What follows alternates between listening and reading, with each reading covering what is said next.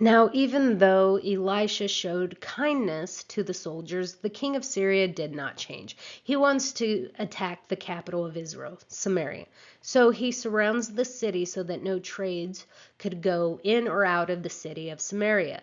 This, of course, caused a famine. Now, the famines were so bad that mothers were eating their children. Verse 29. The king was so angry with the people and their sin, of course, not recognizing his own sins, he blames Elisha and then the Lord. Now we're in chapter 7. Elisha responds to the king of Israel. Relief is coming. In 24 hours, we'll have so much abundance and everything will be cheap. So Elisha is saying, there's going to be an economic turn in about 24 hours. And one of the king's officers in verse 2 is like, yeah, I doubt that.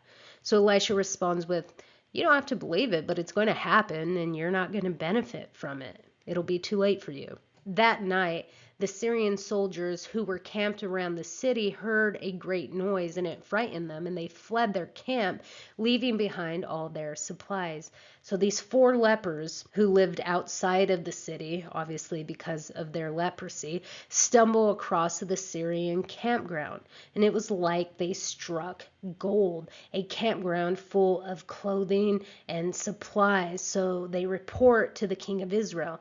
The Syrians abandoned their campground. So when the news broke out that the Syrian camp was abandoned, the people rushed to the camp because they were starving, and they trampled this officer in the process. This was the officer who had unbelief just 24 hours ago.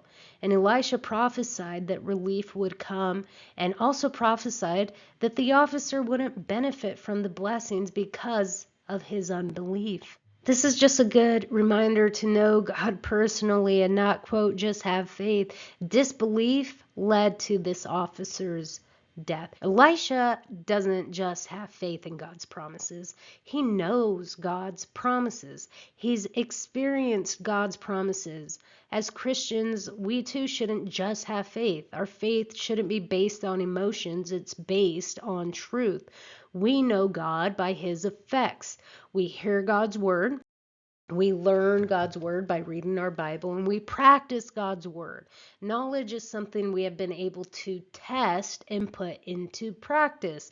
Elisha clearly has experienced God and knows God's word is true. The officer doesn't know God, so he doubted God's messenger when time and time again Elisha had a proven track record. And why did this officer doubt? Because the officer didn't know the promises of God personally. So this is just a call to all of you. Know God personally. We actually